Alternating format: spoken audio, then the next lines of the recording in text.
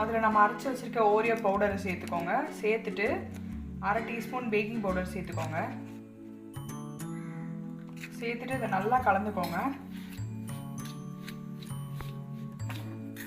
இப்போ இதில் கொஞ்சம் கொஞ்சமாக பால் சேர்த்து ஒரு திக் பேட்டராக கலந்து வச்சுக்கோங்க.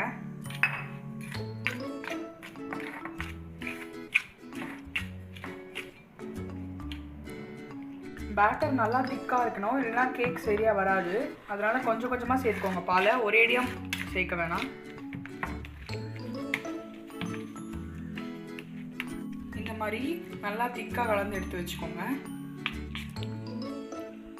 நீங்கள் எடுக்கிற பேக்கிங் டின்னோ இல்லை பாத்திரமோ எதுவாக இருந்தாலும் எண்ணெயோ இல்லை நெய் இல்லைனா பட்டர் வச்சு க்ரீஸ் பண்ணி வச்சுக்கோங்க.